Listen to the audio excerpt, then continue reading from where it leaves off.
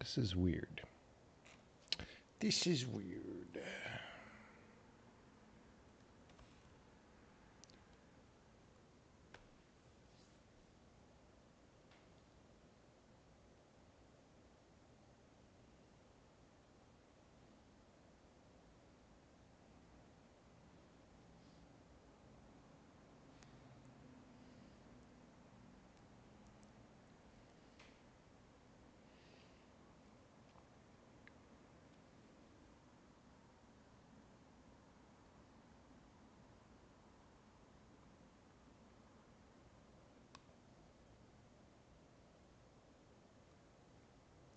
This is weird.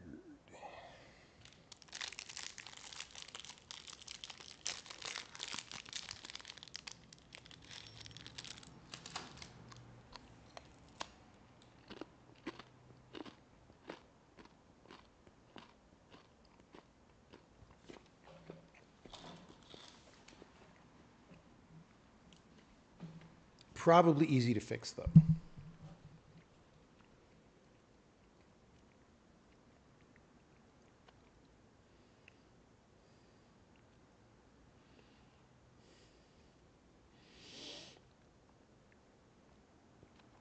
Probably easy to fix.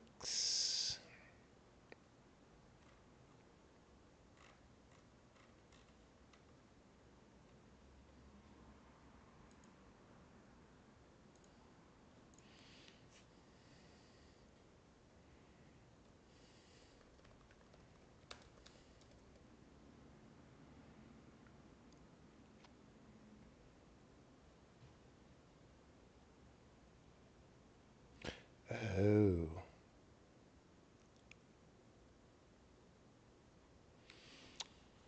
What's happening is this little hack, which is meant for a different case,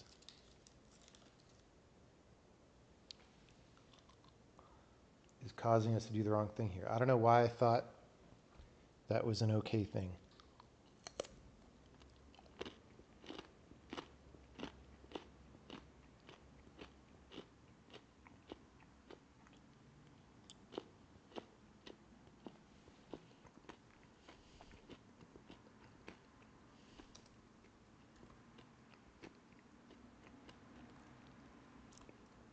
So presumably I added that for some reason.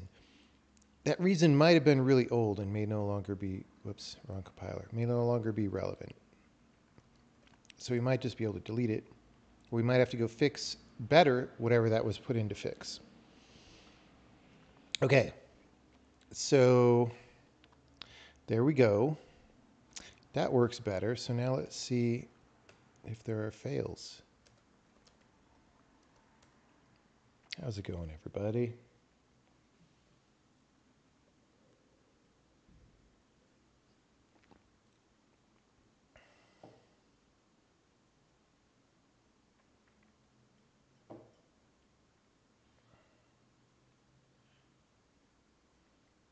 Are we running one Lexer per source file? Not naively. So basically, there's some number of parser threads that we create, and then you just say, okay, what are all the files that we want to compile? And then we dispatch them to those threads, right? And the threads just grab files when they want them.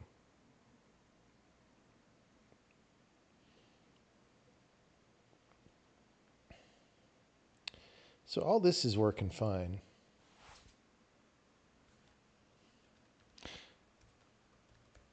So this could be just a case of something that was added that was crufty and bad.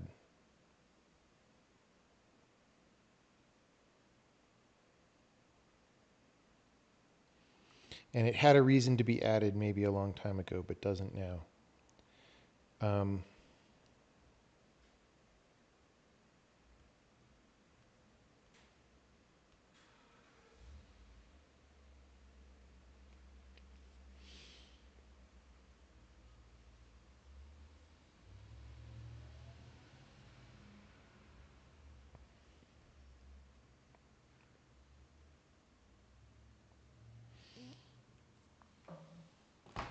Yeah.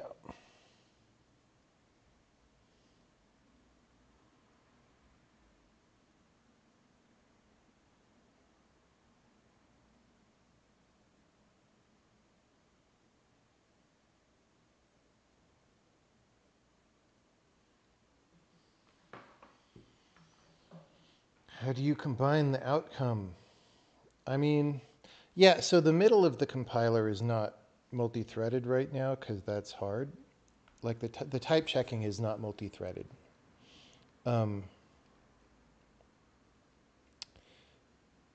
So yeah, by definition, by the time things get there, they're handled by a central thread right now. Ideally, we would like to be more parallel further through the compilation process.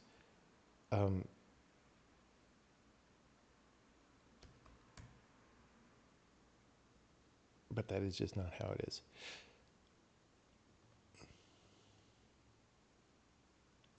Let me try to concoct a case. Like, I think what that was meant for. Oh, whoops. I didn't even swap this back, but I'm sure that works now, right? Let's see. We didn't really test it correctly. Yeah. Okay. So what that was made to catch is something like f is x to x plus 1. Or let's use minus because that's the same binary operator, right?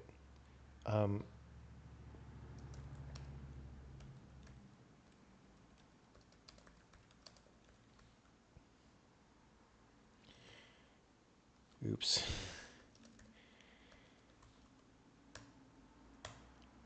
I mean, yeah. So I think the way things used to work is this would end up polymorphic because x was polymorphic. But now we handle that earlier.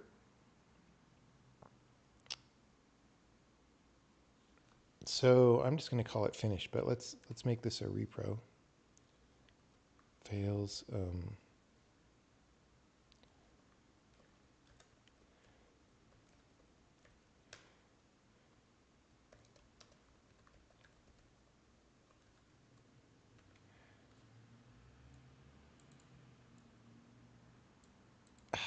Dude.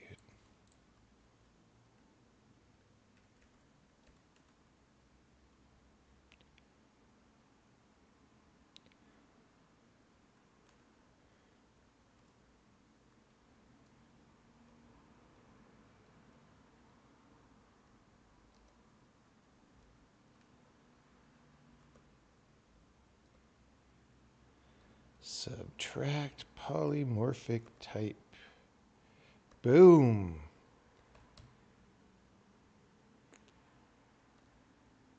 Okay, we're just going to run those tests again because my brain is feeling slow.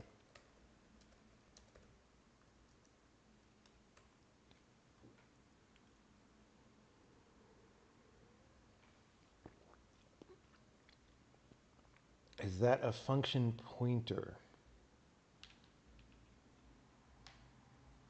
I don't know what you mean. I don't know what you mean.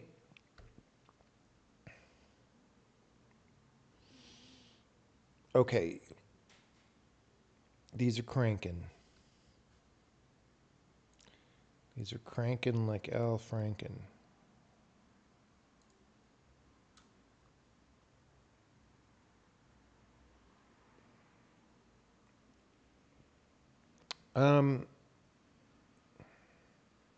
Because it's daytime, I might make myself some really good tea.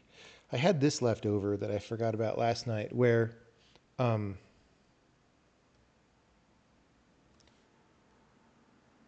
let's take the W on this first before we talk about that. We're talking about f. That's just a polymorphic function. Wait, what?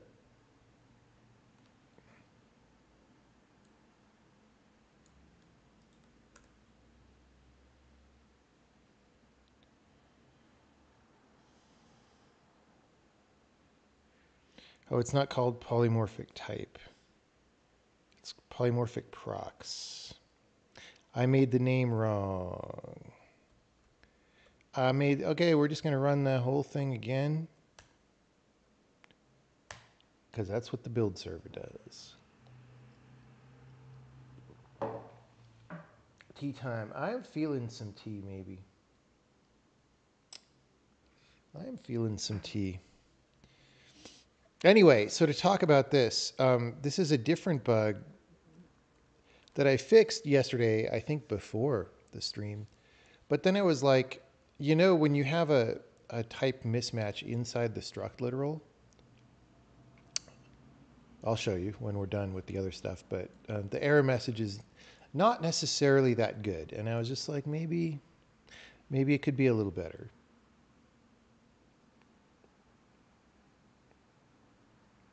We got to run these tests though.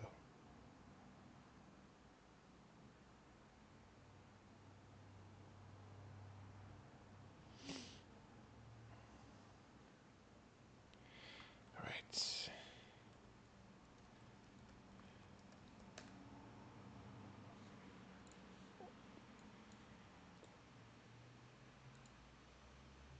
right. What did we just do?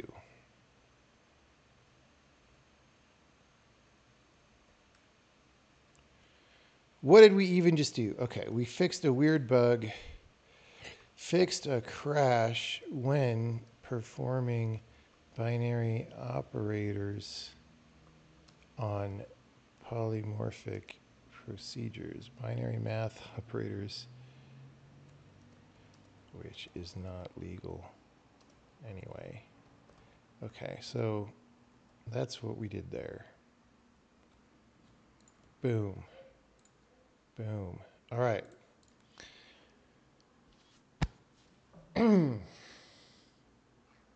So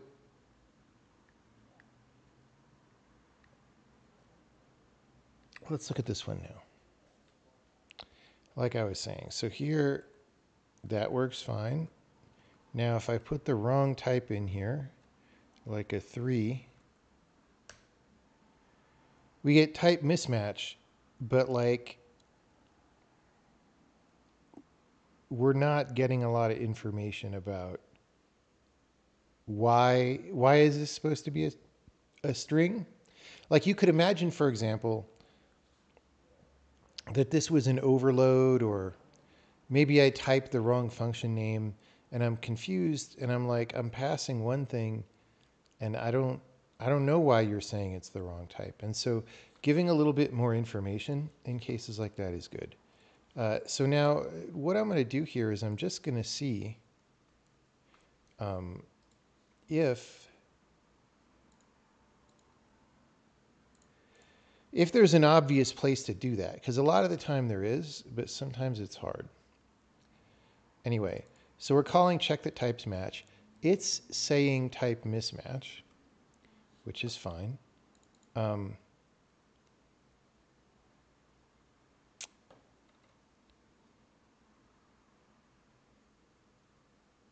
Yeah, so here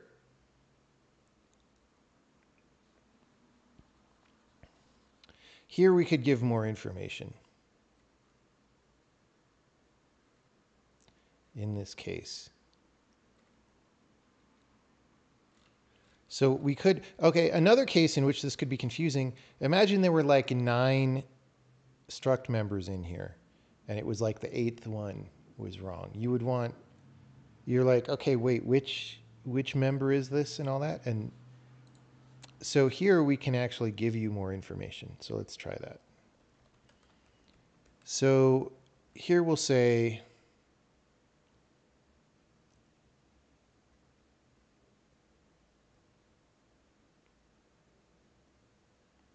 we have this L value expressions, R value expressions. The L value expressions are declarations. Let's make sure. I just saw that there are declarations. What line are we in? 5017. Right here. I just saw that there were declarations in the, but they're asked here, which I don't love.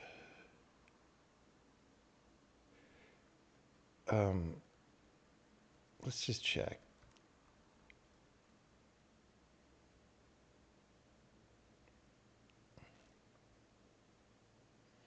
Okay, it could be a declaration. Okay. All right, we're going to do this step by step. First, we're just going to print the name.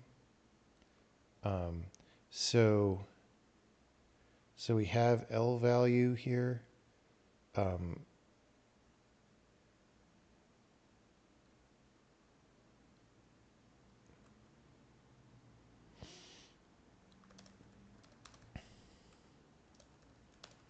okay, let's put this here because we want to assert check that types match should have said type mismatch.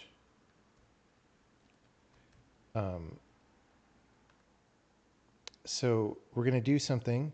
We're going to compute the name, and then we're going to say if we got the name, report info for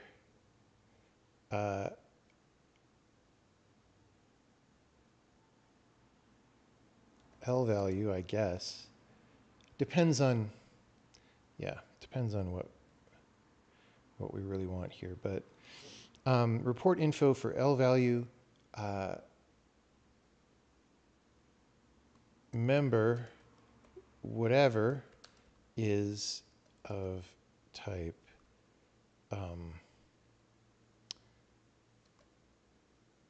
whatever.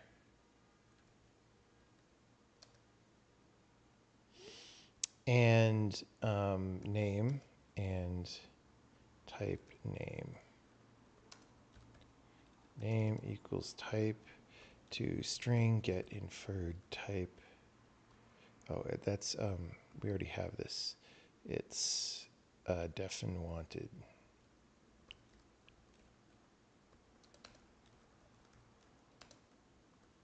Free string, I guess. Okay. Let's just do this. Step by step. Type to string, that's because that's on here. Okay. Boom, okay. So we're telling them the name field now.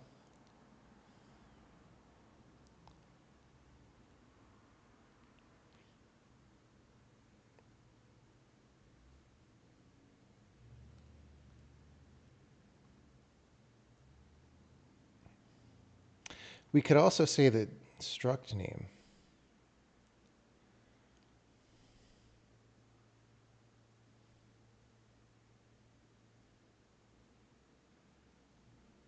Right?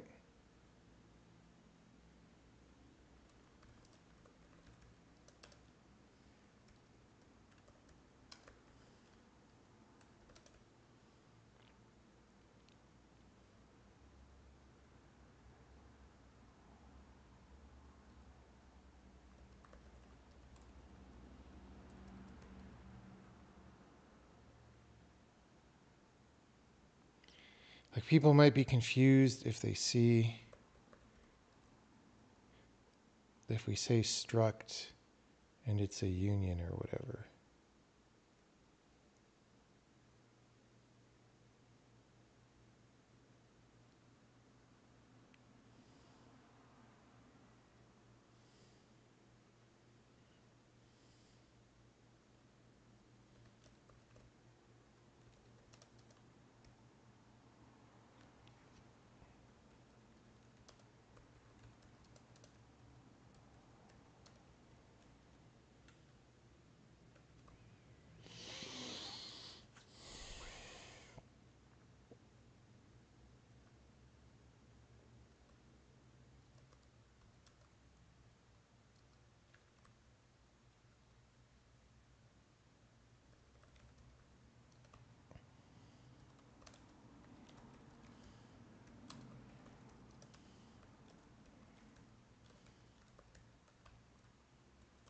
I don't think that's quite right. Oh, we don't have it. What? What?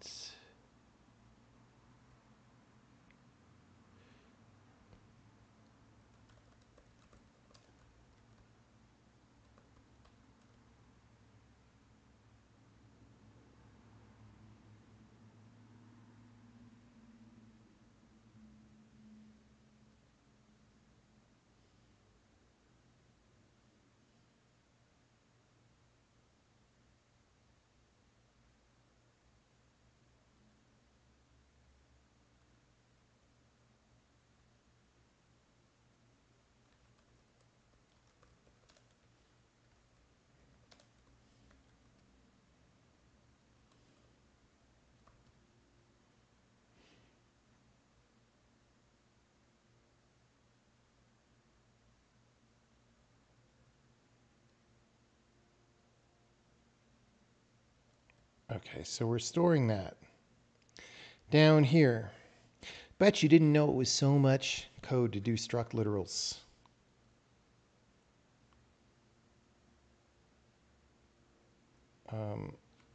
Okay, so anonymous union.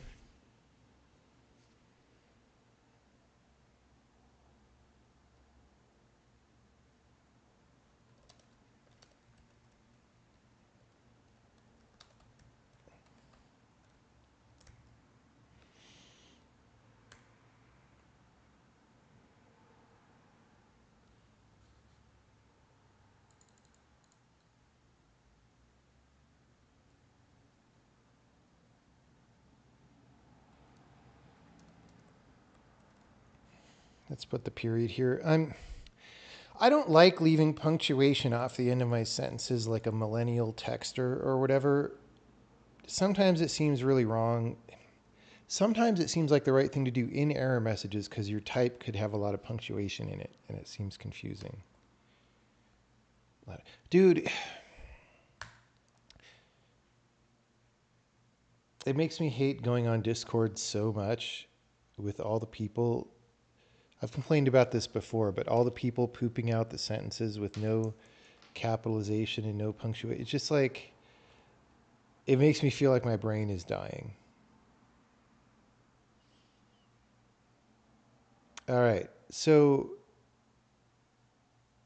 let's actually get the right name. So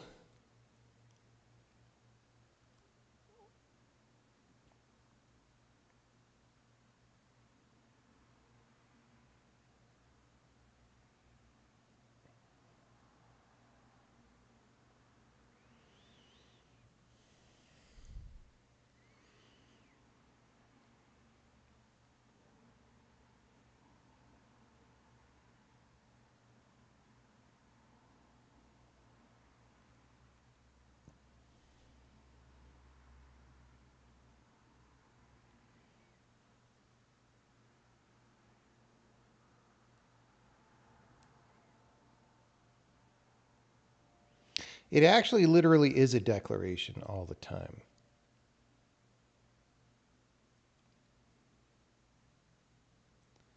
So I'm just going to say this.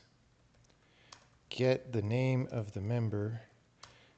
Looks like we always put AST declarations into L-value expressions, but the declaration is an array of AST. Should we clean this up? Possibly.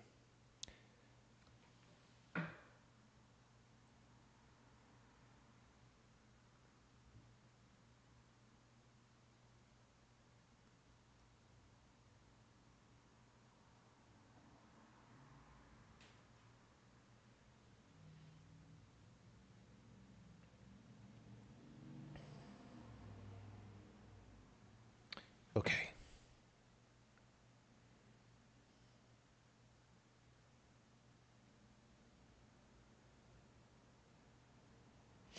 So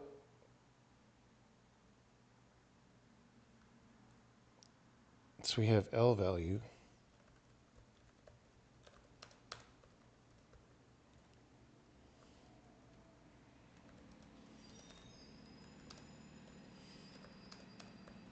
Hello, bus.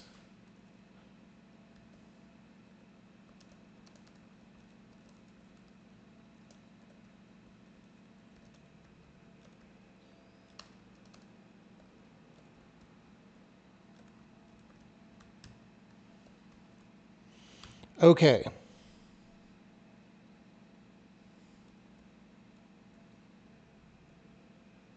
Bruh.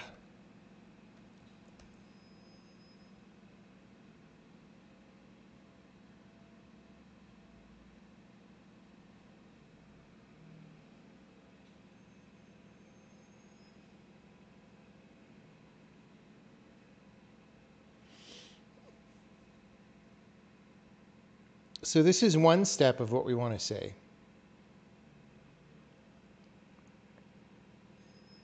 you know, there's really sort of multiple steps, but this is one of them.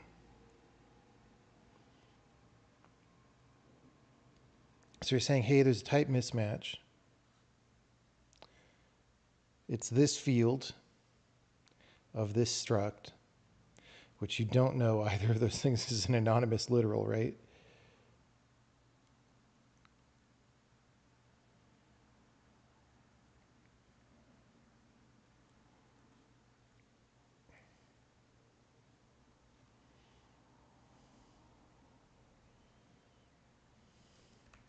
This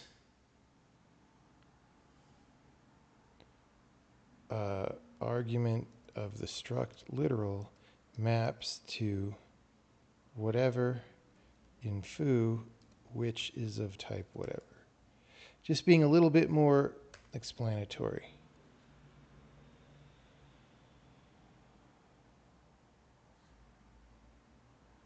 Okay. So now we want to say why, if we can. Okay. This may not be easy.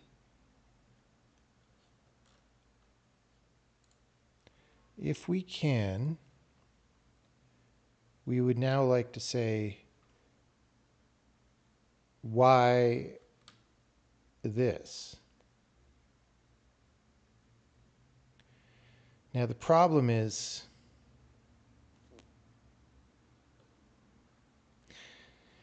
that's not on the stack, but our literal info may have the info.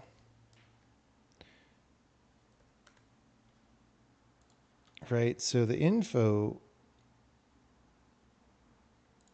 has no silent check.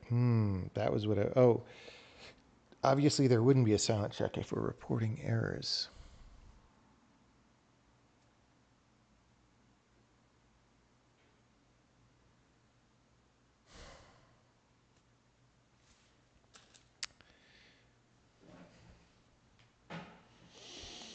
This is one of these cases where you're in the compiler and you're like, we don't have any connection. Like this is happening due to this procedure call, and the procedure call knows what it's calling, but we don't know about the procedure call.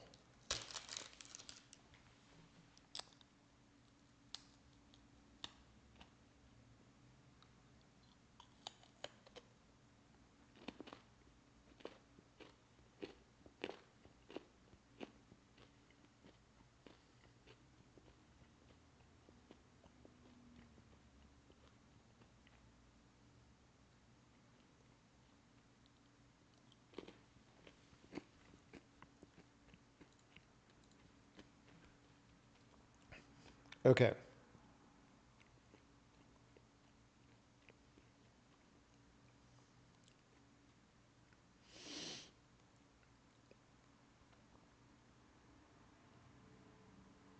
Now what?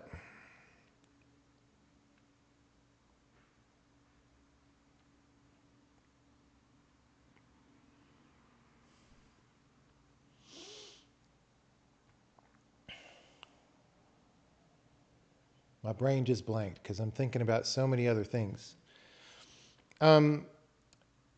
Do I? We probably don't have this, yeah. We could do some things. We could like look up on the stack to see what's above this. I don't love that.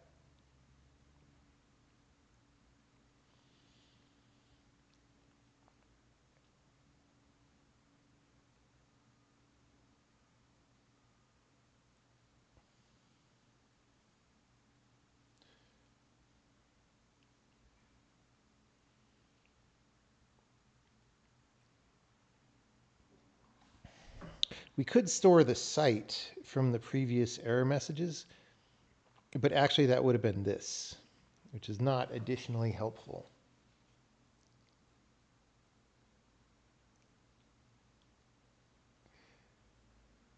All right, I'm going to heat up some tea water while we think about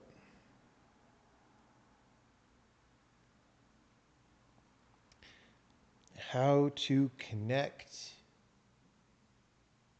to the error location information. Let's see, you know, oops, I wanted this.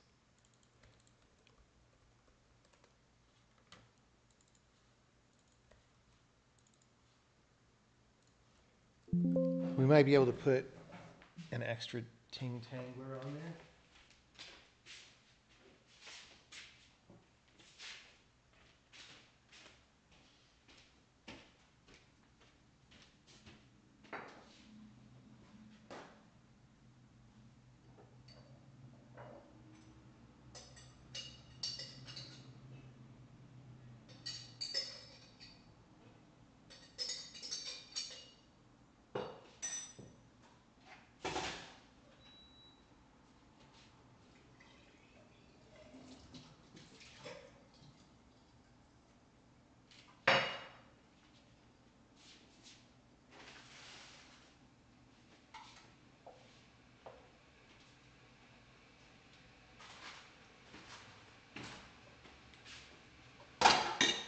I just dumped the really gross pepper tea from last night, because fuck that tea.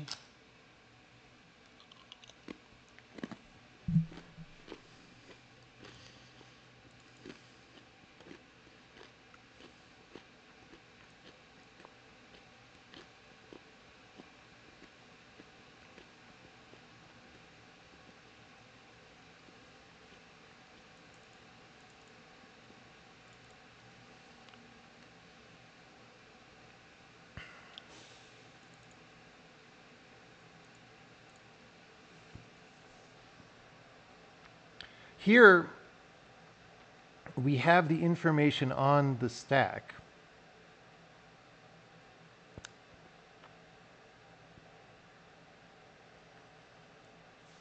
But that is not the same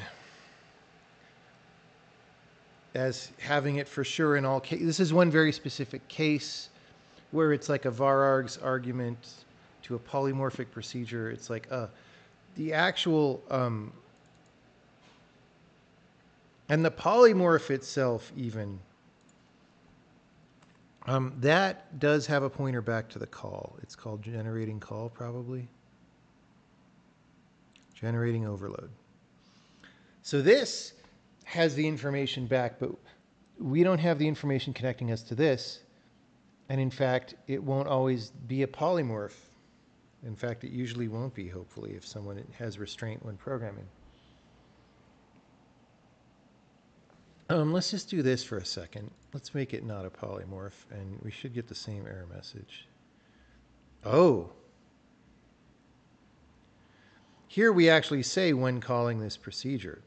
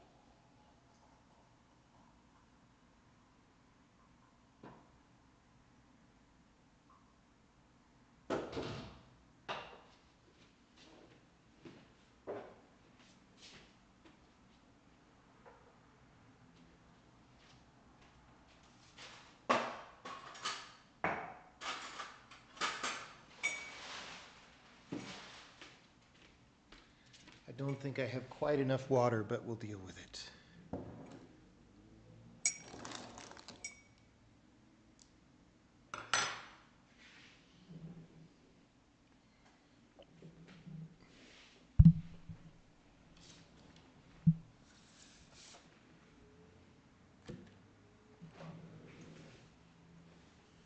Have I ever made a multiplayer game with netcode? Yes.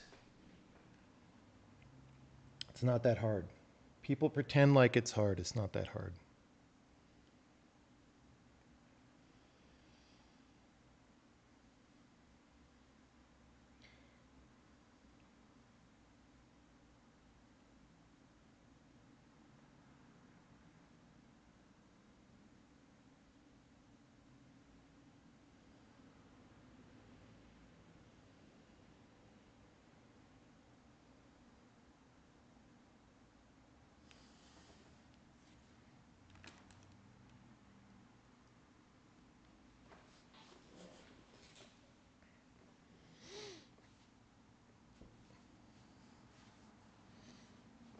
Okay.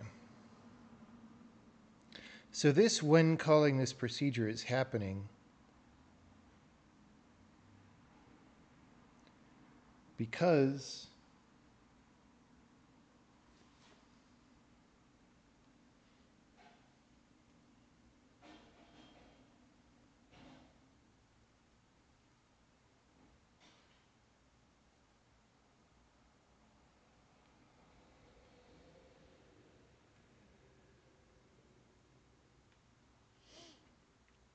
um,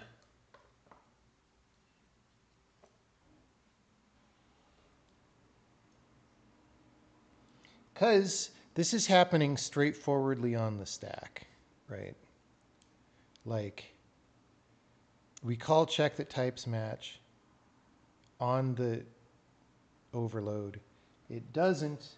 We return back up. The procedure calling code says, hey, we reported an error, so let's output additional info. It's a very dumb system. Um, with the polymorph, I think what happens is we end up queuing it as a separate item on the stack because it could take indefinitely long. Although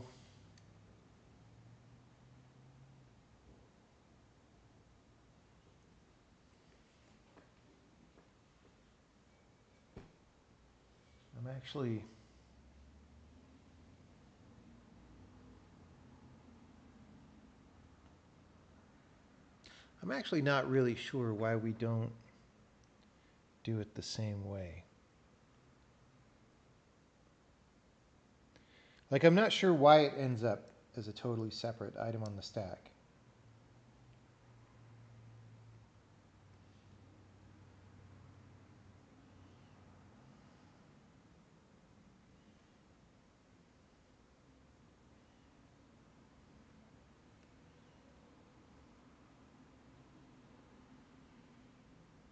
It might be so that we could sort of do them in parallel when we're doing overload resolution.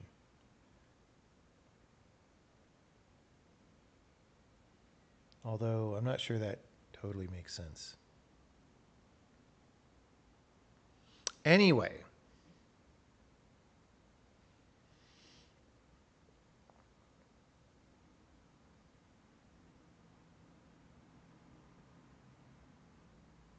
I could think about changing that though. That could be a thing. Or our route to improving this error message could instead just say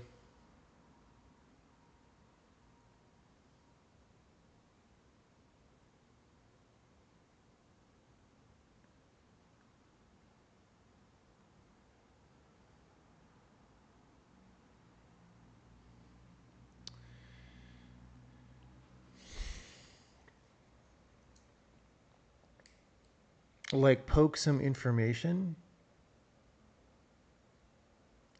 somewhere that we could see from the procedure calling. That sounds a little bit messy. I don't love it. But there's no reason, as far as the user is concerned, there is no reason they should not be told while calling this procedure, right?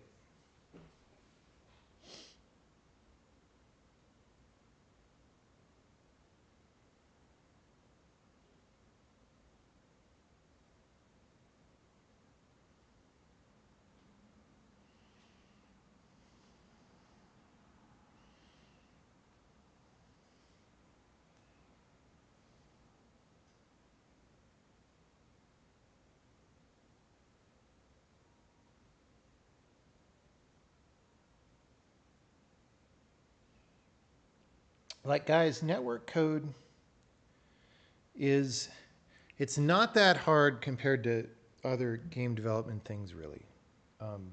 You just have to not be naive about the fact that there's inherent, the thing that confuses people, the thing that causes all the bugs, is that there's inherently race conditions happening all the time because you know, you're very loosely synchronized with the other side. So you send some data and they send a reply, but your local state may be different, right? Where you send two pieces of data at slightly different times. You know, if normally those two things are in sync with each other, like if they have a data dependency on each other and you don't treat them in the network messages like they have a data dependency and instead send them separately, you'll break the dependency, right? Stuff like that. But like that's all stuff that you understand from multi-threaded programming anyway. It's similar, but it's actually kind of easier in networking. And then the actual data packing part is just kind of the same as saving data to a file. The only difference is that you maybe want to think harder about being more efficient about it when it comes to networking, but you don't even have to do that to get it working, right? That's just to make your numbers better. So it's not that big of a deal. It's just, I don't know, people treat it like it's rocket. So I guess because not that many people do it, people treat it like it's really scary or whatever.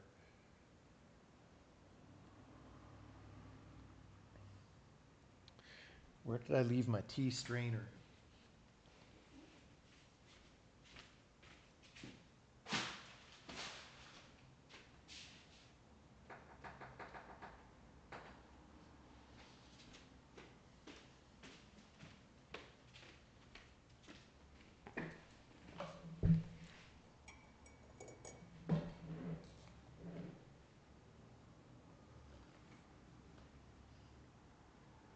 I'm not going to write a text editor, guys. I don't care enough about text editors. And other people are doing it.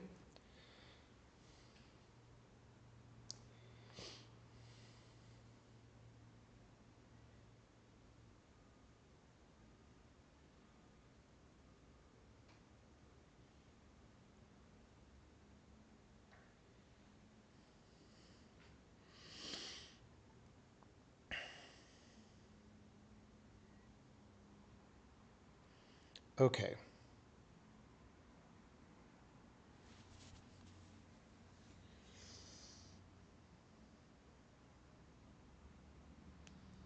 This is annoying because if I do the dumb thing and plow ahead and do a solution for this specific problem, I may just be adding mess, right? Like it's functional mess, but at some point you want to be careful and not add mess.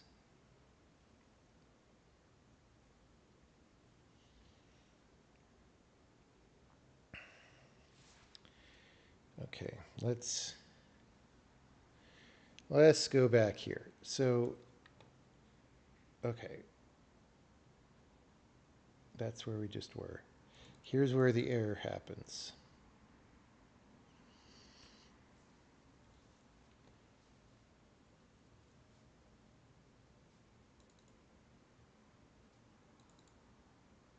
Oh wait, we're in report. What? Why didn't I notice this?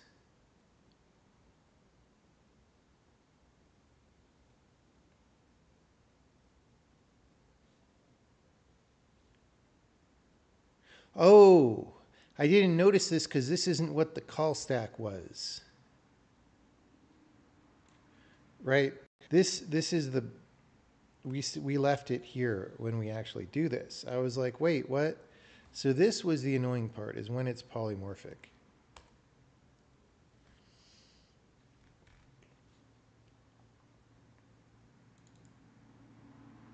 Actually, let me see the creation of the literal info. Yeah, that's basically the same.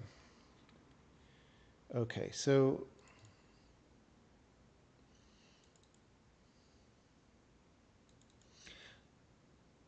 like the literal is just pushed. I fucking hate that.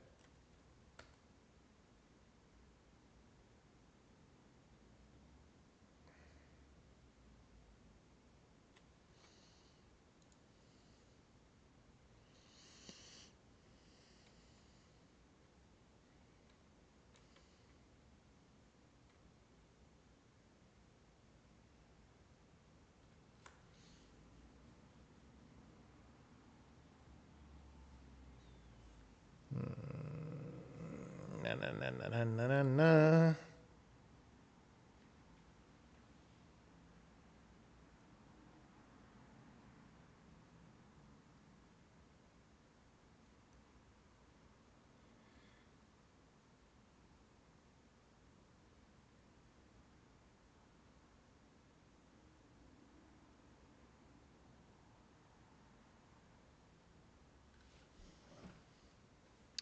Let's pour some tea now.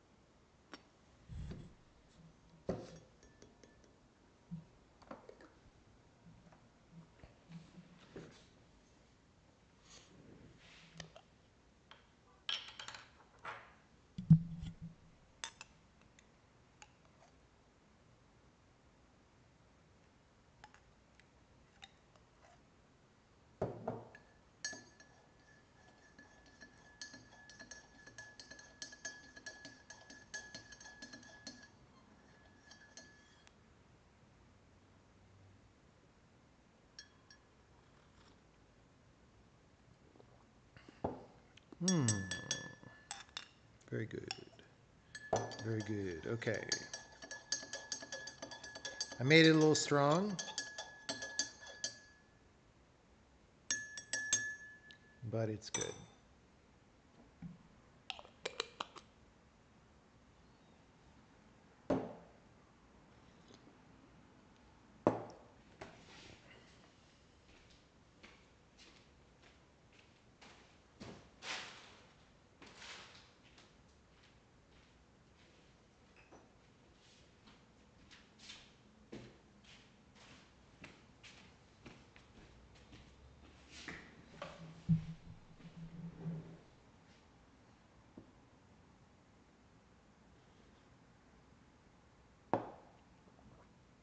So this is a tough one. We push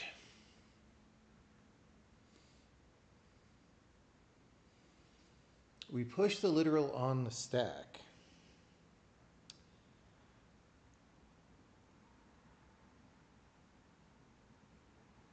Let's look at where that happens.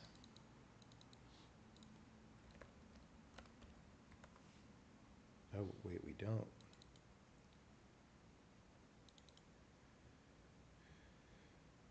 Oh, we do, but it's its own, right, okay.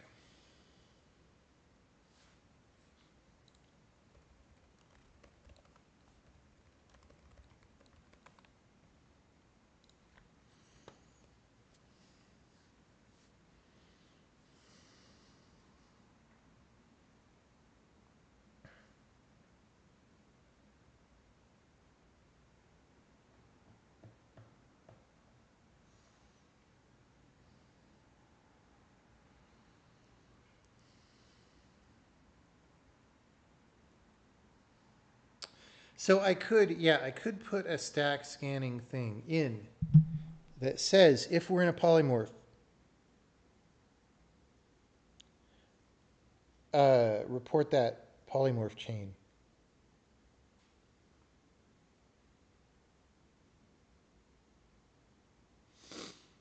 The thing that makes me not want to do that is I actually don't totally like this stack representation. I've been wanting to switch away from it. And the more we introduce things that depend, like I just got done over the past year rewriting a bunch of things not to be dependent on this. But this would not be very heavily dependent. Like it would be pretty easy to imagine how to change the representation. So maybe this is the thing to do.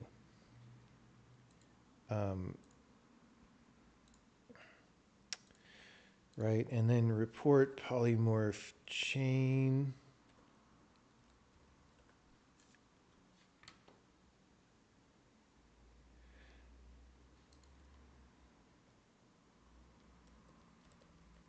what is it called? Did I just spell it wrong? Report polymorph chain. Okay, I spelled it wrong.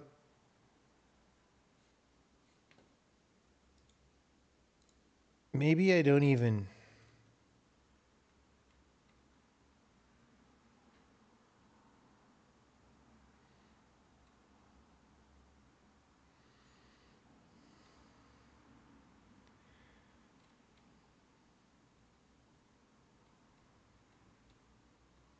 Right, this is for a different... This is when we're inside something that is polymorphed.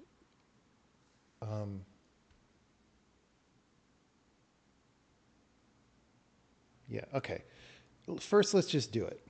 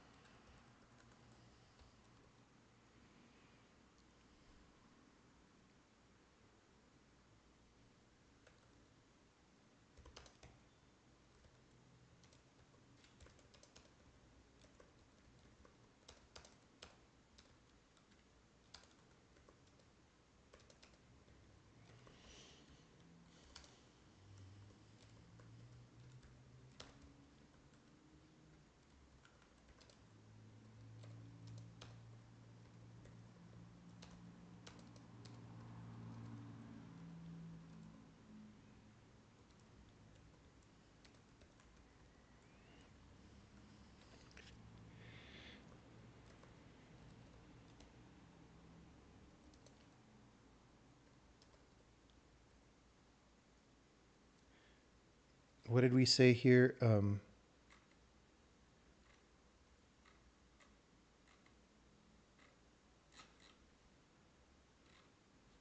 When calling this procedure. When calling this polymorphic procedure. We're just going to say that.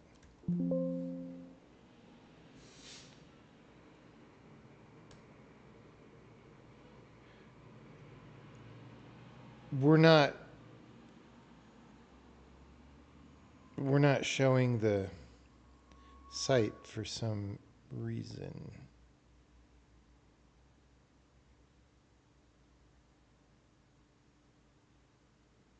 Oh,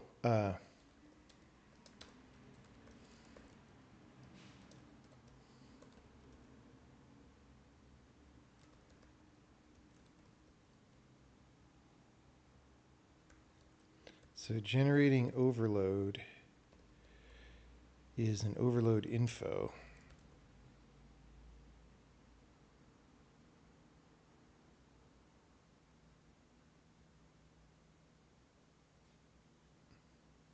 There's always so many things in here.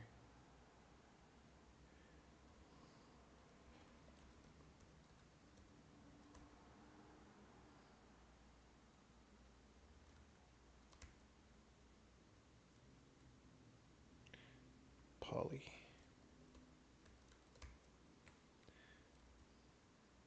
Bro, C++. C++.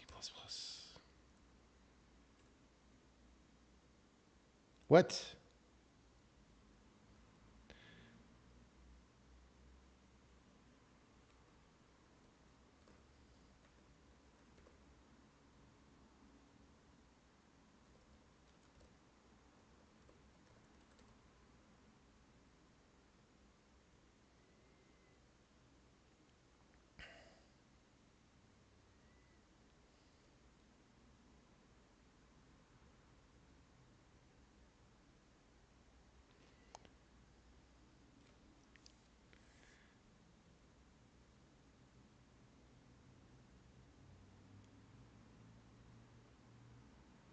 Let's just step into that and see why it's not showing the location. It might have been unnecessary to do that. I assume that the polymorph didn't have the location info on it. but maybe it does. Nope, it doesn't. But I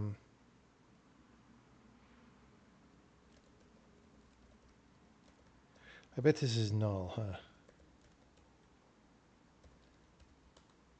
Yep. Okay, so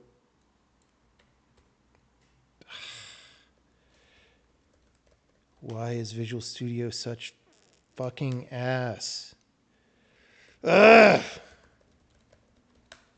Okay.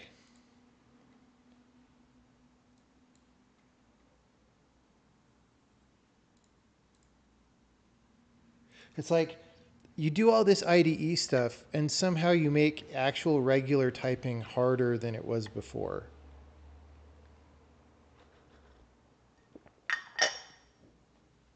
Like in a regular text editor, if I was just typing in a text field, I could do Control Z to undo, right? If I like delete this, I can't undo that. Why? Because it's a fancy multi-line thing where they didn't care about you. And like everybody's like, oh, it's an IDE, it's better, but like you lose basic things.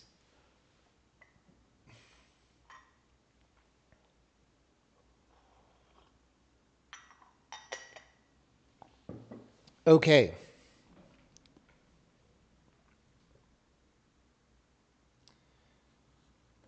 Like even really basic stuff, like up here in the regular text editor, I could zoom with the mouse wheel. That's great.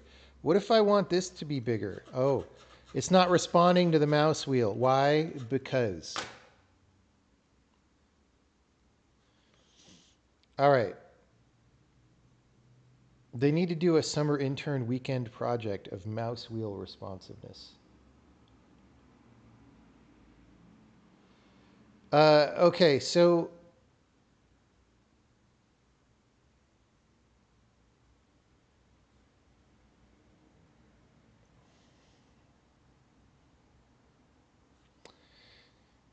I don't.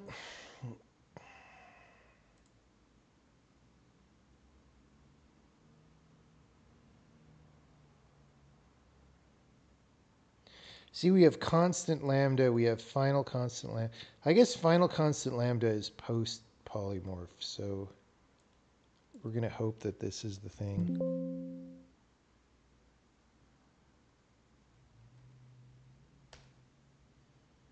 Okay, so now this is a vastly improved error message.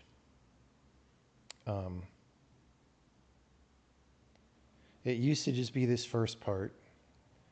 Now it is all these other things, which is great. That's great.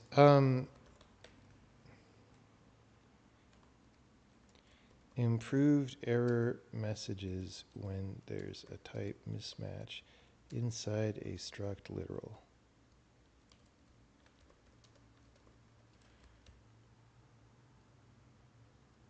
Okay.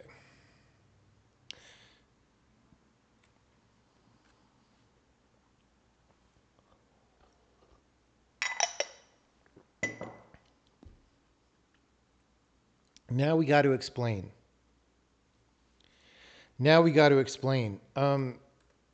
If we got here via a vanilla procedure call, after we report the above errors, we'll return back to the handling of asked procedure call, which will notice an error was reported and then call report info to say, hey, this happened while calling this procedure, which is very helpful in terms of users understanding the error.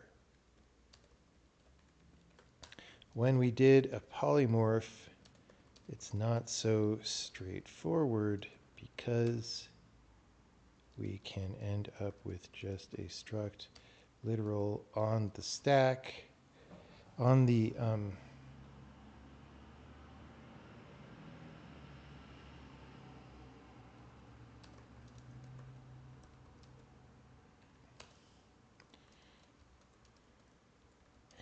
This is kind of a hack. We search upward for a polymorph that is being solved. If we see one, we use that to report the calling site info to the user.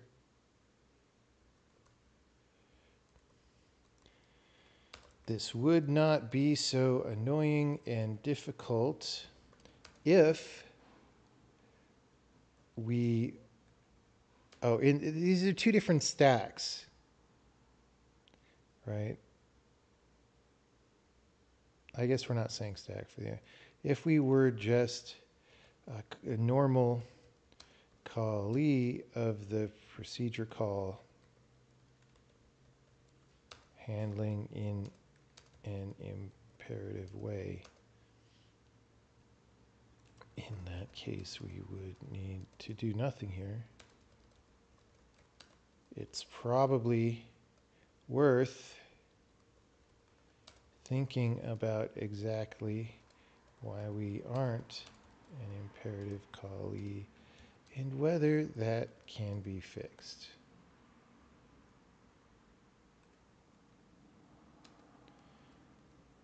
In the below loop, we also look for procedure call and break if we see that, because maybe there's an outer polymorph, but then we are solving some inner thing, and the inner thing has the problem. This is not really tested, and there could easily be some problem here that we are not considering.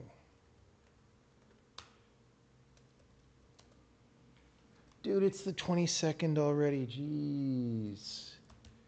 Okay, so that's that story. And then, as mentioned above, skip procedure calls if, skip break from the loop if we are doing a procedure call inside some other polymorph.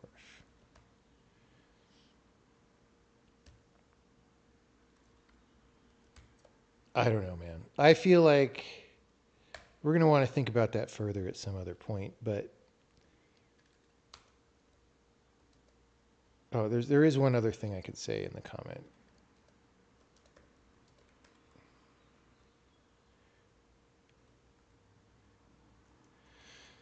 This code also depends on the structure of queued stack, which is something I have wanted to undo or change, but it's not too hard to envision other ways of doing this, so I am not about it too much for now. Okay.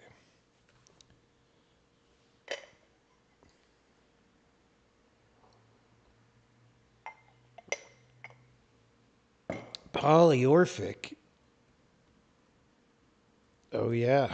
Okay. Well, that's fixed.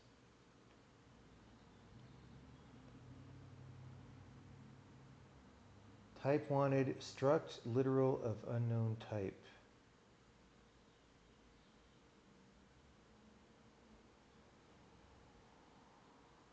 What is the typo supposed to be there? Unknown. Unknown. Unknown. Oh, yeah. Cool. Well, that's fixed. Wait, these are backwards. These are backwards anyway.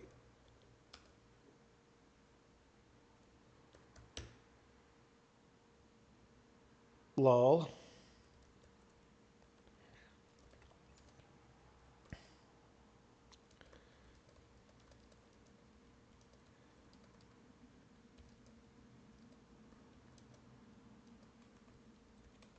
Ha ha.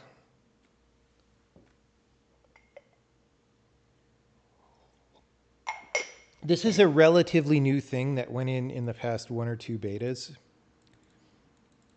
So it hasn't been wrong for very long, but yeah. Okay, well, we fixed 2 things there. And then 3 because of this.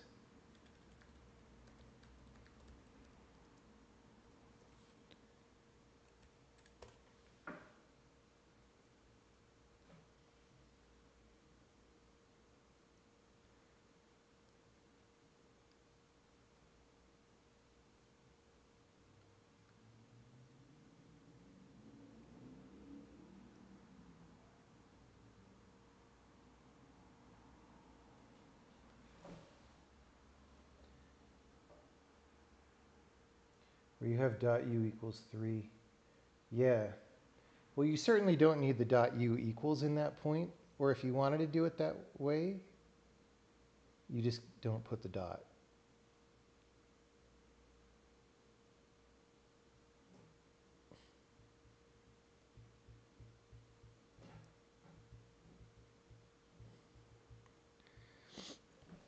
Okay, we're going to take the W on this.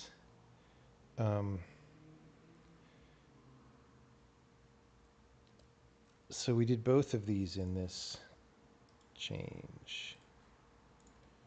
Boom, boom.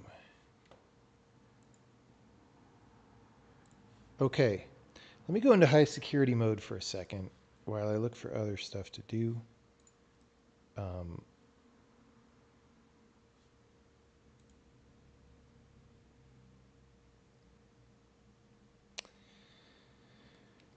I'm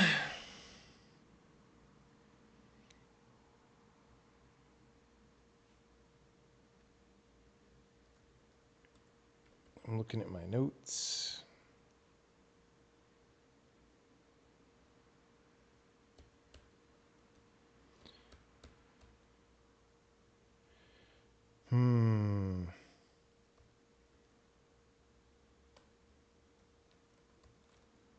Yes. There was something I wanted to look into.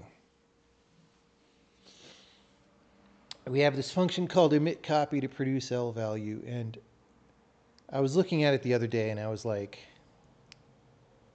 I kind of don't think this really does the right thing. Like, I kind of think it's set up for the way stuff was way back in the beginning of the compiler and doesn't make sense anymore. So I want to go look at it and just like look.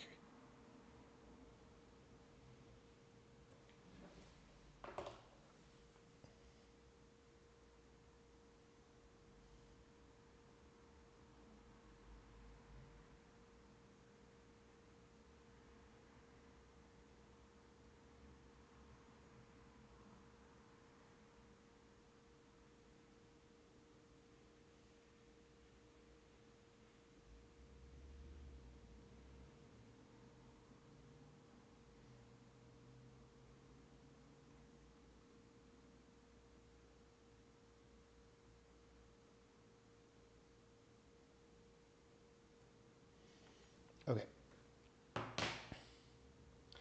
Do I have any advice on optimizing shaders? Your 2D normal map lighting shader cuts your FPS notably on mobile.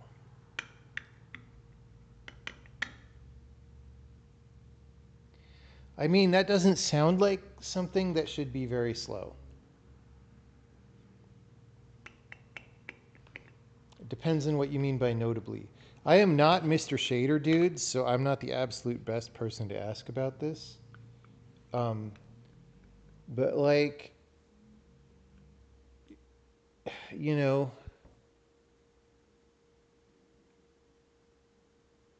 is your normal map way higher res than it should be, right?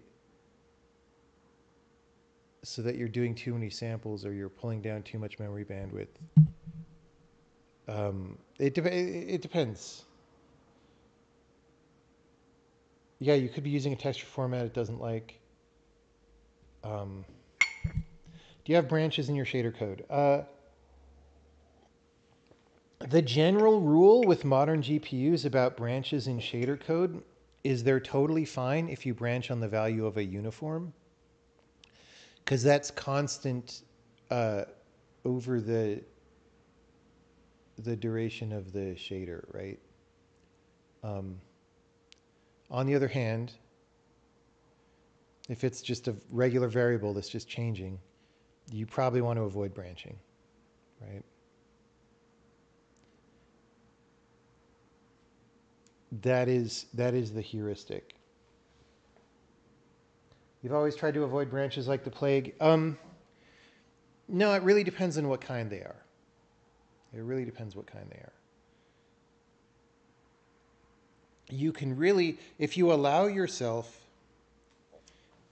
okay, look, if you want to avoid branches in shaders, one thing that often happens is you just end up compiling a bazillion shaders, right? And shader combinatorics becomes a big problem. You can really cut down on those combinatorics if you make runtime branches as opposed to compile time branches. It's, you just have to make sure they're inexpensive runtime branches.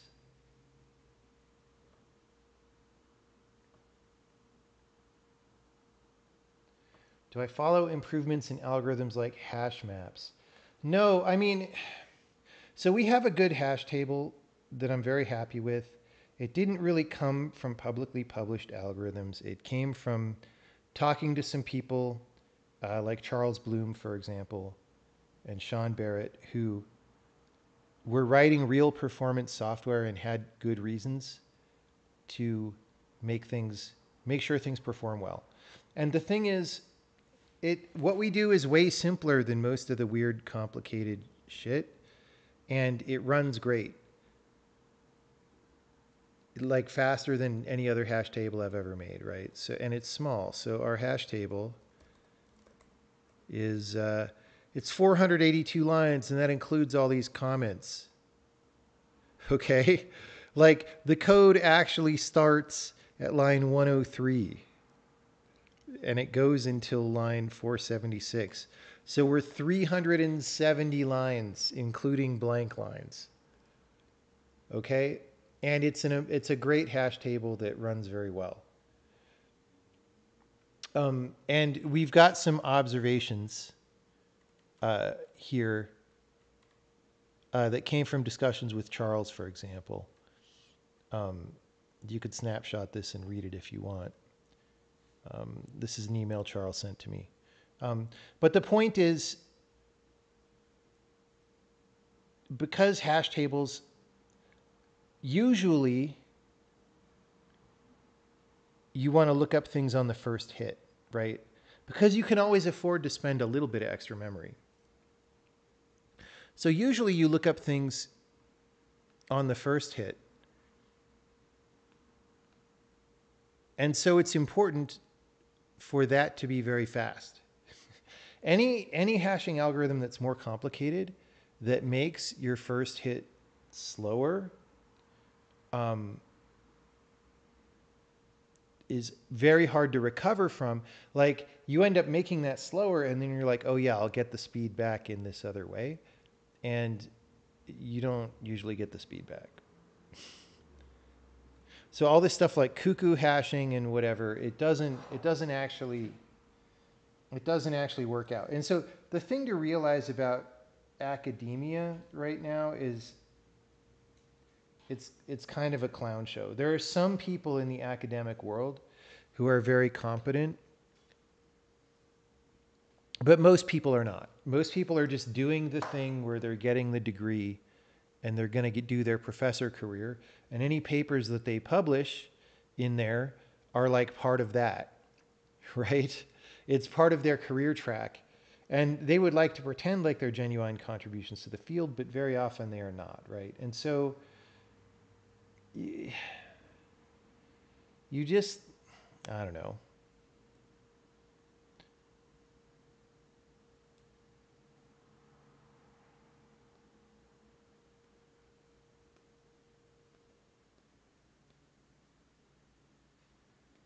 Yeah.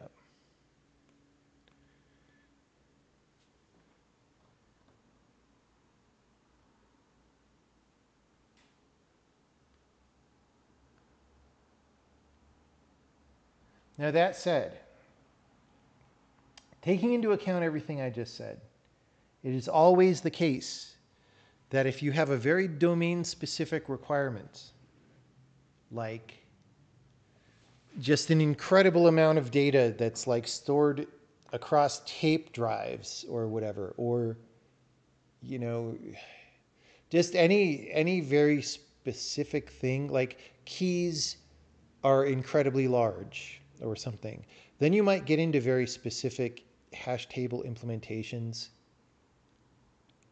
that are very algorithmically different, right? And that are going to matter for your case.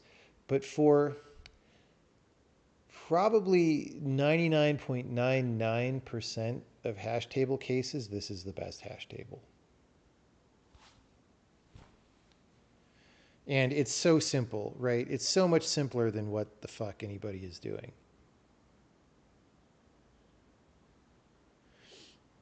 Like if we go look up the basic hash table in C++, in the C++ sexually transmitted diseases, it's probably a lot bigger, right?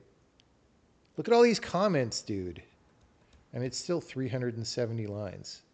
It's crazy. And we have a test somewhere. I don't think it's here.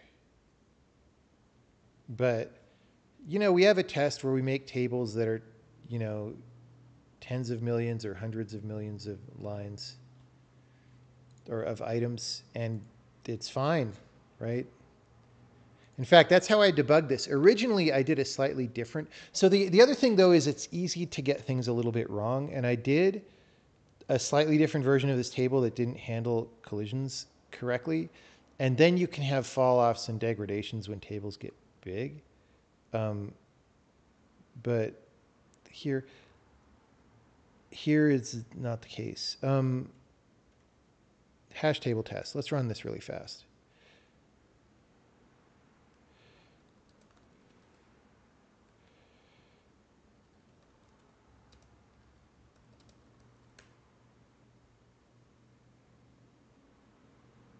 We're doing release build, so it's taking a little longer. All right, so hash table test.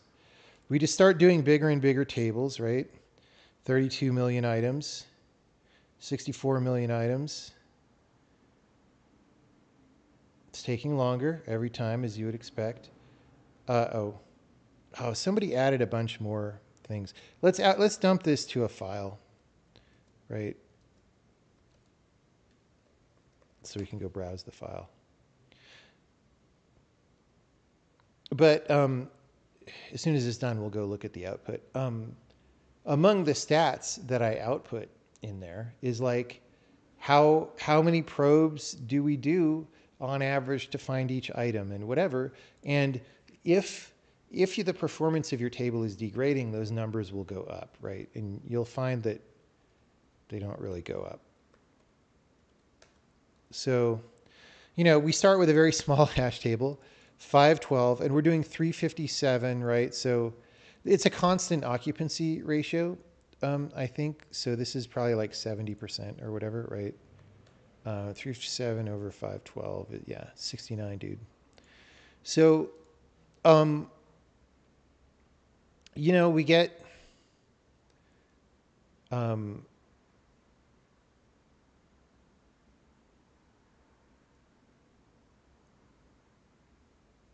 trying to remember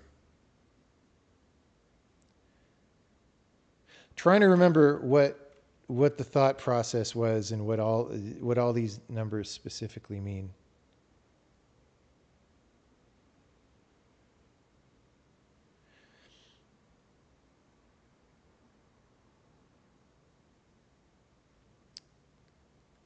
I don't remember this. If I interpret this as what percentage of the time do we have a collision, that seems totally wrong to me. So I don't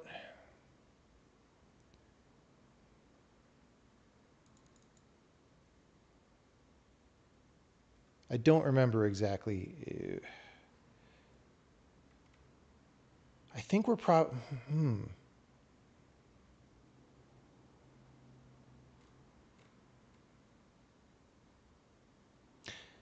Maybe we'll go look at that today to refresh, because I don't think it is physically possible to collide this much unless you have a degraded key. So actually now I'm like looking at this, I'm going like, what's going on?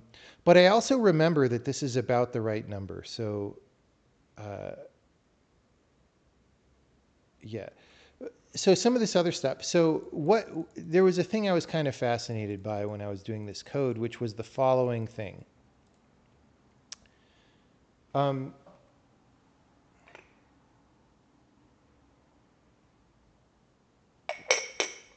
You can look up birthday paradox on Wikipedia, right?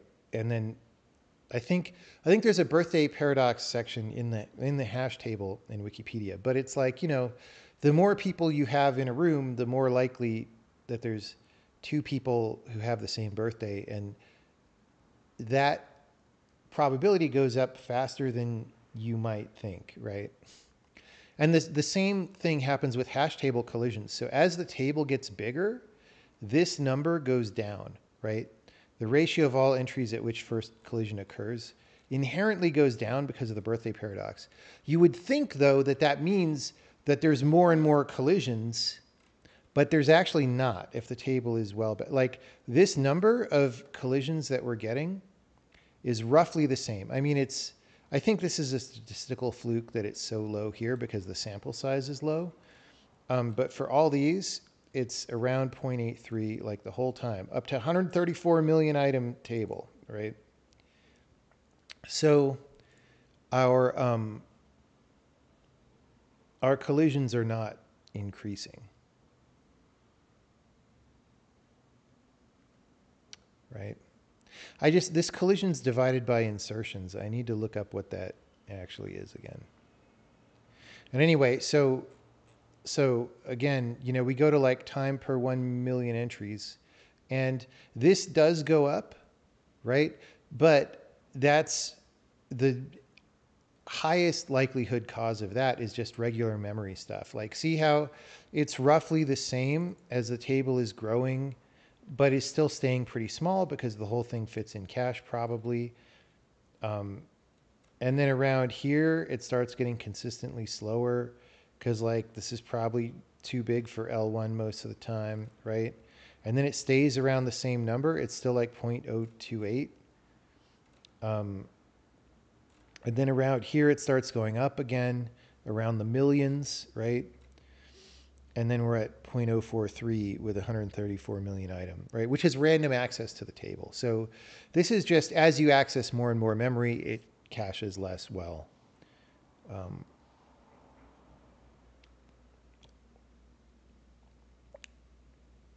And when we say like time per 1 million entries, that's, I think that's a million lookups.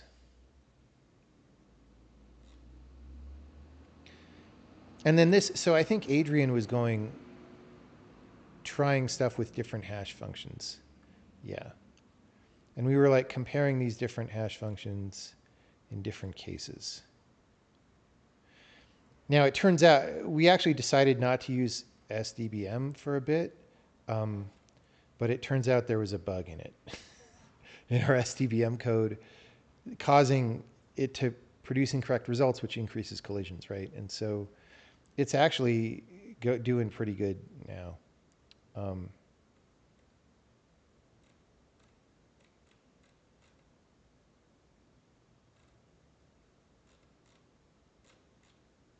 Yeah, I don't know what random means there.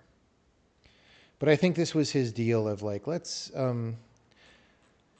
our hash functions are being kind of slow. Let's try to find one that's good.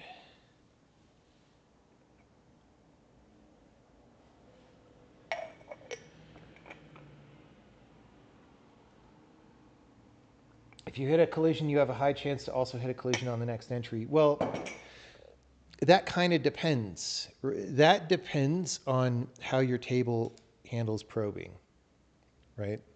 And there's a thing in that hash table file. I believe I go into detail. Oh, I don't actually.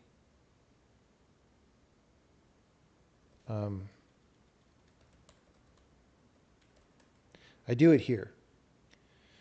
So I took that information from Charles and I did some hash table stuff. And like I said, it was kind of wrong in the beginning, and then I elaborated on it and came to some understandings about like probing strategies and stuff. And I documented all that here. I think we did some of this on stream.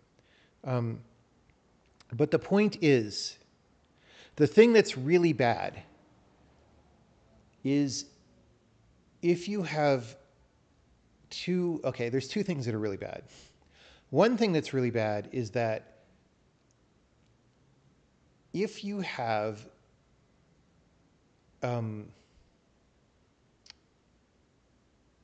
like some people call the hash the mapping to the table slot, right?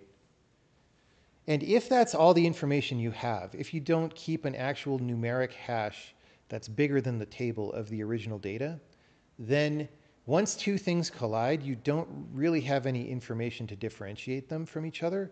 And so they're both just going to, you're always just going to walk to the end of the chain, right? That's really bad. But if you have a hash that's separate from the mapping to the table slot, which is very important, then your probing strategy can do numerical operations that will come out differently for those two pieces of input, right? Because you just have additional data, right? It's easy to understand once you get it, but maybe I am missing the magic ingredient in how to explain this. That's thing number one that's important. Thing number two that's important is if you have two separate collision chains, like let's say I have a collision here and I have a collision here, and this one tries to walk this way onto this one, right? Now you have two chains colliding with each other, and that causes a really big mess. So what you want is a probing strategy where two collisions that start in the same place, or in different places, sorry, if they intersect with each other, they'll only point intersect and then pass each other after that. They won't converge into the same line, because if they do, that makes a giant mega line that causes n squaredness all of a sudden, right? And so basically your probing strategy matters a lot there. If you do, it seems like a brain dead simple thing to just like walk to the next table entry and just use that and wrap around the table. But that's actually really bad for both of those reasons that I just said, I think. Well, no, for the second one, certainly, because the problem with just walking to the next entry is there is no dependency in that step on where you started. And so two things that converge will always be stuck together afterward, and you'll make just a bigger and bigger collision, right? And so you just need probes to pass each other rather than merging.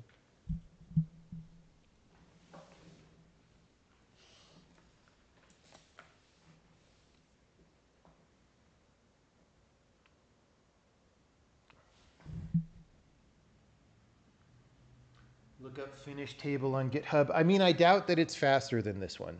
I really do. Because again, the more complexity that you have, the more you're like, if most of your lookups don't collide,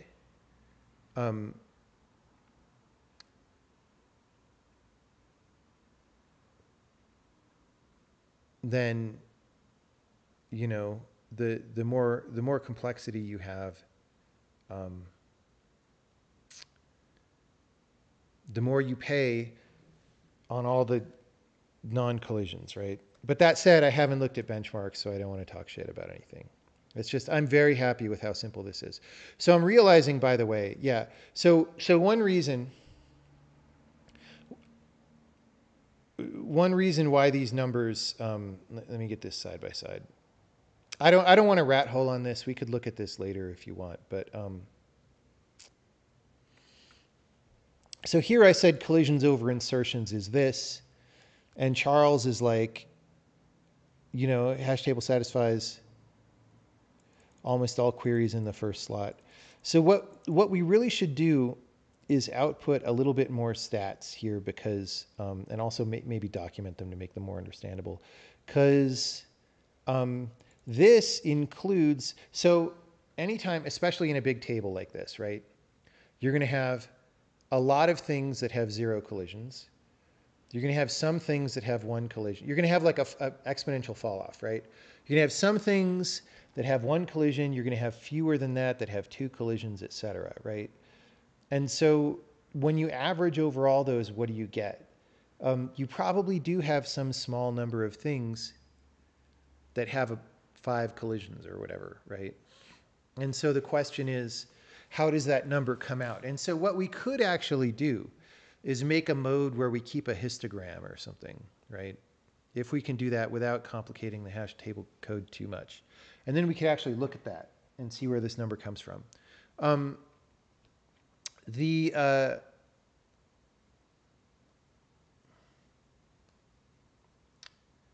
What else would I say about that? Well, this is one thing. Okay, so I just got done saying 10 minutes ago, this table is probably best for 99.99% of use cases. That said, there is this thing. This is still a probabilistic table, right? Like it doesn't make you guarantees about anything. So you could always, for example, come up with a pathological case that you very carefully constructed where everything you add collides and it's just horrible, right? You know, you can do that with any algorithm that isn't actively preventing that, right? Now, and then even with a lot of those, you can still hit them. So if you're adversarial, this is not a good table, right? But also,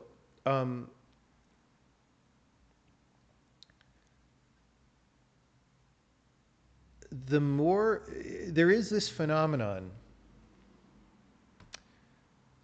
you know, it doesn't really show up in the speed numbers. So maybe I shouldn't be that worried about it, right? Like, you know, like I said, these don't really get that much slower, and it's probably all memory, although I didn't benchmark it like that. The thing is, the bigger your sample size is, which is the bigger your table is, the more you're inviting low probability events, right? And so, you know, let's say getting 700 collisions is a low probability event, but that'll start happening, right? Like a chain of 700 collisions for one insertion.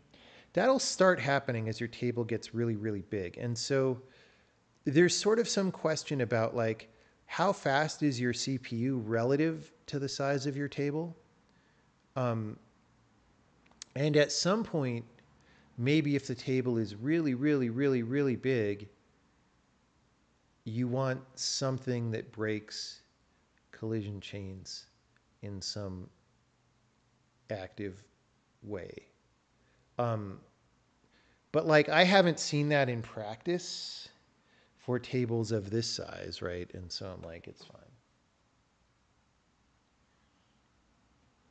Do I think SIMD is useful for probing? I don't know. I've never tried it. This table doesn't do any SIMD. The challenge with probing is it's so simple, right? When things are too simple, and so probing is A, simple, and B, usually only goes one step, if at all. So when you combine those things, it's like hard to see how to get a win out of SIMD, right? Because SIMD is like when you're doing many things. Now, maybe you could do a strategy where you're like, I'm going to redesign a hash table where the average number of times you probe is way more, but we somehow do them all at the same time with SIMD. Like our average probe size is 4, but we're doing SIMD 4 at a time. And so magically it's fast. Like that would be an interesting thing. I don't know. It's hard for me to imagine exactly how that would work, but that would be interesting.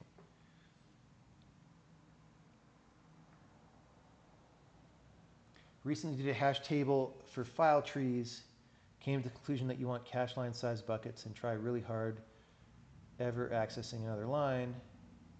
Then you SIMD compared 4 elements at a time. Yeah, I mean, I guess if you know for sure.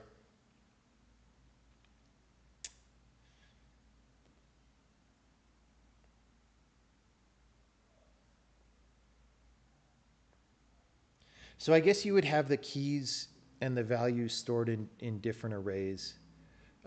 So this original explanation, right, that Charles has here was like, hey, you shouldn't do that because you take more cache misses. But if you're saying your buckets fit exactly in cache lines, um, maybe that's not true. Um, his whole thing in this explanation was like, uh, usually you're just going to take 0 or 1 cache misses. So if you make yourself suddenly be taking 0 or 2 because you split your keys and data, that's actually a lot worse, right? Um, so, but I don't know. Like if you're just very tied into cache in that way, I could see it working out. Yeah. I mean, with this one, this one is literally like this is the hash table for people who want a hash table for general purposes, and they don't even know what size their cache lines are, right? So it's a little bit of a different thing.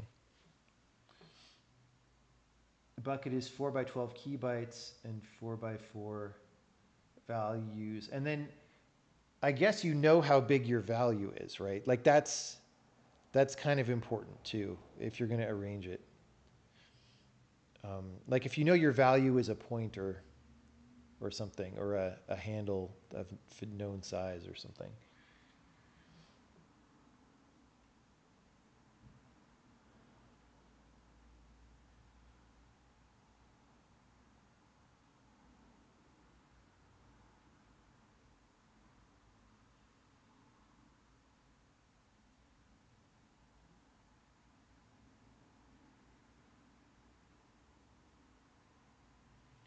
Does it call the comparison function without an indirect jump? Um, this is a little bit, we have this factored into this walk table thing, right? Um,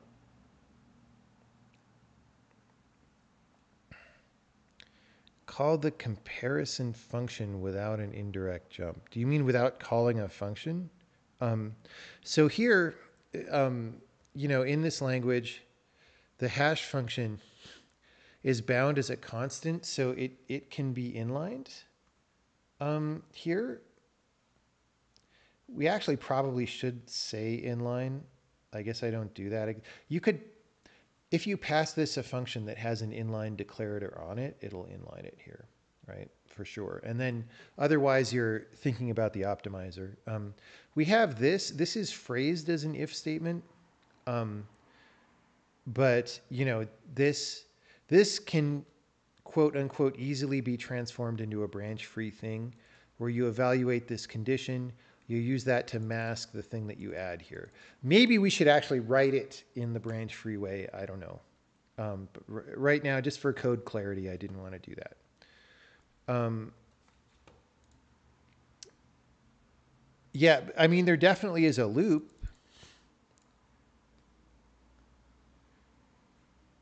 but by indirect jump, it sounds like you mean calling into like a V table or something, um, which we don't do.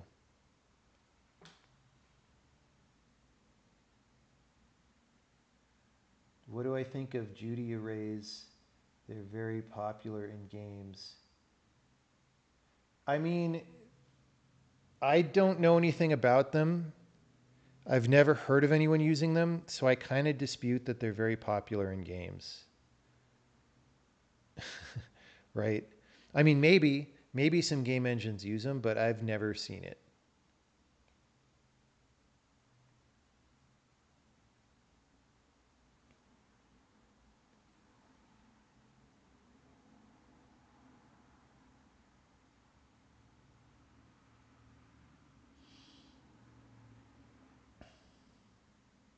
I don't even know what the difference between a hash table and a hash map is supposed to be.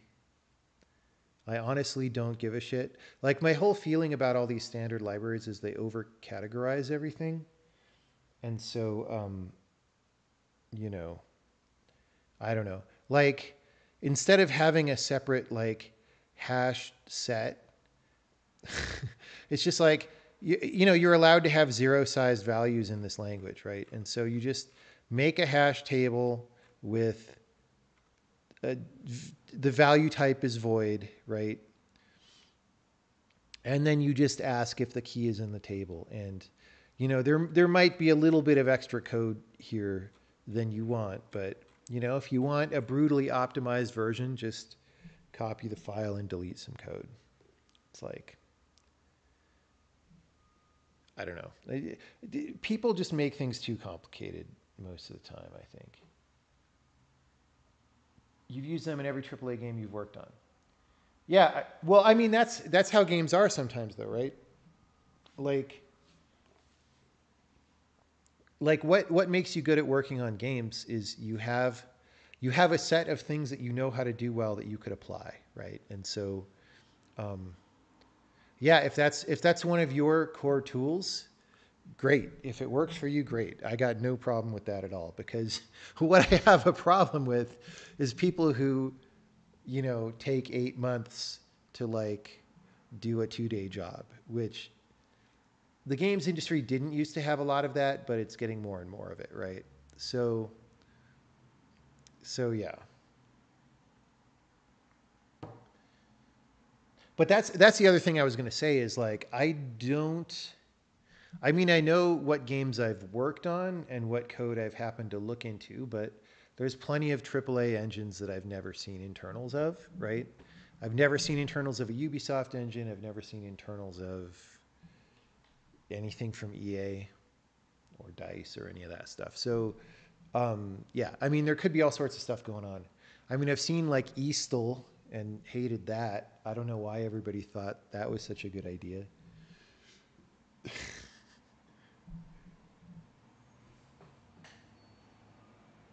I guess that's released as open source a while back, but it wasn't. It was their secret sauce at one point, so called.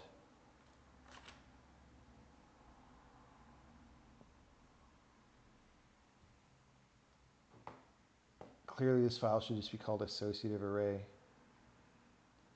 I mean, I don't exactly think so. I think so. Hash table says something about implementation, whereas associative array is more, I feel like that's more semantic. Although it kind of, I mean, the word array is in there, right? But I feel like if someone says associative array, they're talking about they want to be able to look up, they want the semantic thing that hash table does, which is you have a key and a value, but there's no statement about how that's implemented, kind of. Whereas a hash table is sort of a statement about how things are implemented.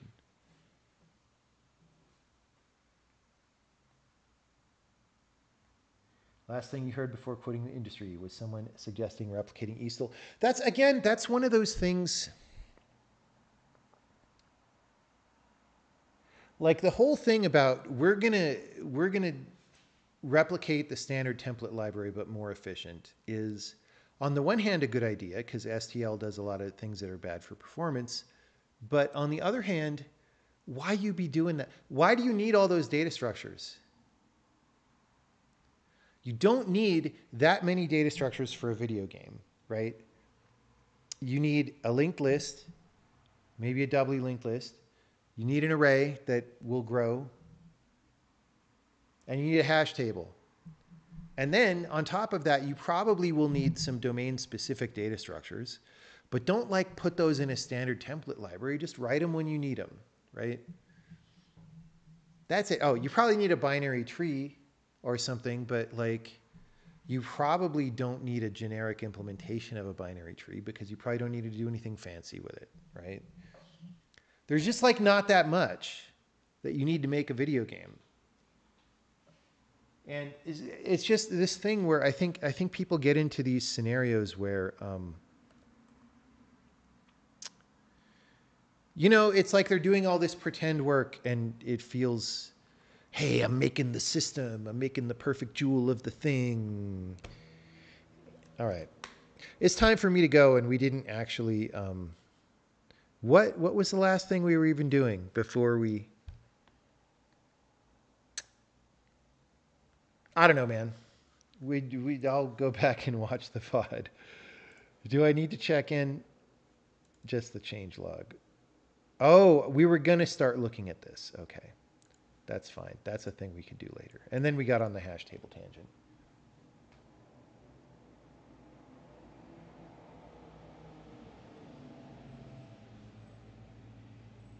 Yeah, I mean, here's the thing: is like,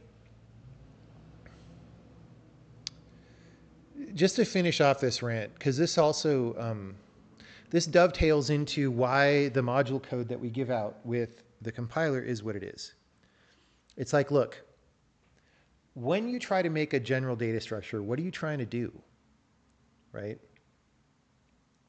There's some things that are obviously useful, like, hey, if somebody just wants a hash table, well, it's non-trivial to write a hash table, especially one that's not broken, right? Because you have to like do all this testing and stuff. And it's kind of domain specific knowledge. So having a pretty good hash table is very useful for people, right? For example. But like from there, people seem to get into this thing where it's like, oh, but what if people are trying to do this? Let's make this general hash table that we give to everybody very good in this use case. Let's make it very good in this other use case. Let's make it very good in this third use case. And like, what happens is it starts getting really complicated. You start making performance trade-offs. So like, oh, we want to make it perform better when keys are really, really big or highly variable in size and can be big, but also are often small.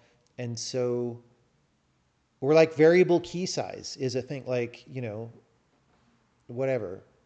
Um, we don't actually do variable keys, right? Our keys are all the same type. And for example, if that's a string, there's a pointer to string data that's outside the table, right? You might say, well, we want to store variable size data inside the table. And that's becomes like a little bit of a different thing, right? And so you start giving up small or medium or even large amounts of performance on the average case to start optimizing these corner cases, right? B, you make the code a lot more complicated. So now people can't understand their hash table. If your hash table is 300 lines, people could understand it and they're not scared of it. And they can go, you can have this joy of programming where you go and you get what's happening and you're like, oh, cool.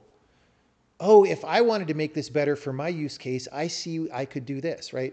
The bigger and more full of weird ass cases and rocket sciencey CS research paper techniques that don't actually work, the more that your hash table is full of that stuff, the less people are going to understand it, the less they're going to be able to do their own thing with it. And then it becomes this very authoritarian, not authoritarian, but like, like smugness of authority thing where it's like all these mids that are on Hacker News or whatever, like, you shouldn't write your own hash table because it's obviously really hard because the core implementation is 18,000 lines. And that's more than the number of lines of code that I've ever written in my life because I spend all day on the internet instead of programming.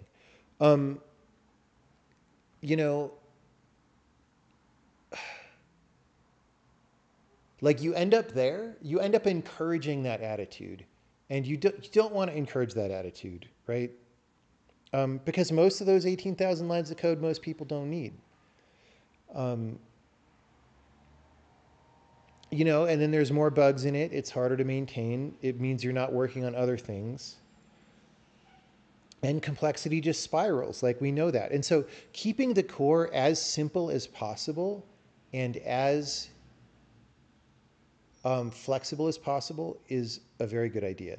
And then this goes for game engines as well. Like nobody seems to have the mindset of our game engine is going to be very powerful, but also as simple as possible so that it can evolve over time to match the needs of each project. Like I mean, maybe people say that at some point. I've never heard it, but maybe some people say it, but you don't see it. Because like very rapidly, as soon as you put 100 programmers on this thing, it just becomes a giant mess that's full of code and just complicated and bloated and hard to deal with, right? And like it requires actually discipline to keep things simple and small. But there's always just like there's always an excuse to hire more people, there's always an excuse to add more code. And sometimes you have to say no, right? So that's why, when we give out modules with the compiler and stuff, sometimes I say, well, if you want it to behave a certain way, feel free to copy the thing and modify it, right? Branch it into your own thing, because otherwise we're talking about adding that complexity to the core, and there's all even other problems we haven't even talked about. Like, you know, it takes longer to compile when you add more stuff, and it takes longer to look up things in your source code because you get lost more often. Like, it's just, there's so many problems. So yeah, that's how I feel about all these things.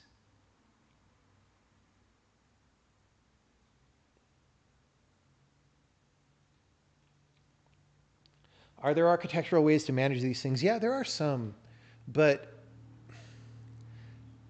the core difference is not exactly architectural. It's in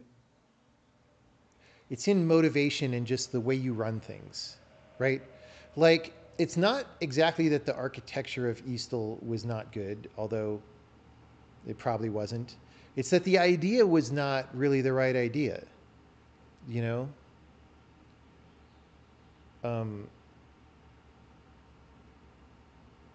it sounded good at the time, probably, but it wasn't really the right idea. And so that's not really an architecture problem, it's an idea problem. Generics can be a deep rabbit hole. True.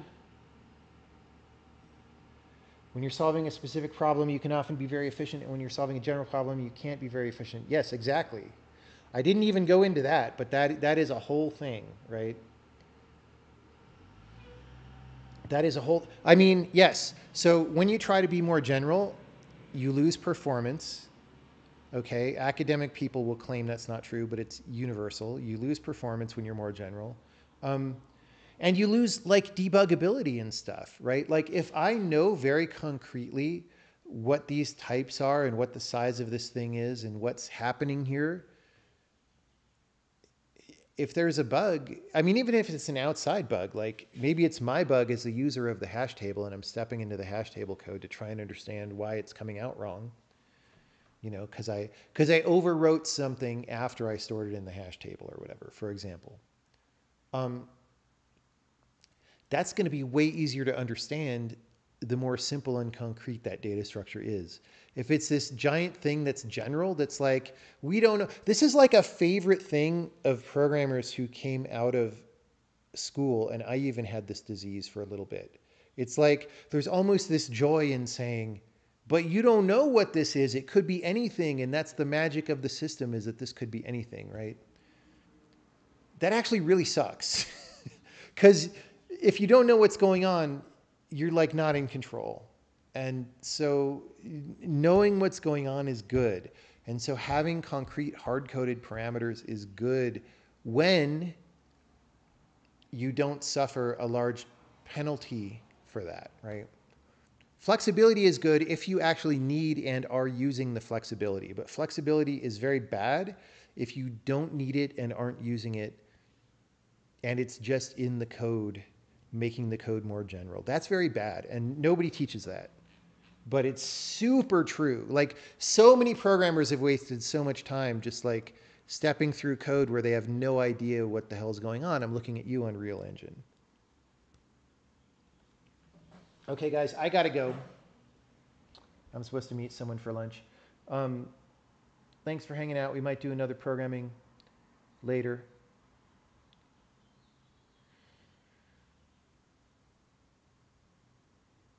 Yeah, learnability, big deal. Big deal.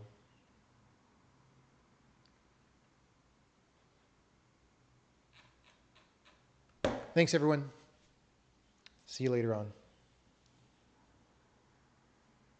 Would you then write a new hash table for each specific use case? No, I just got done saying this hash table is fine for 99.99% of use cases.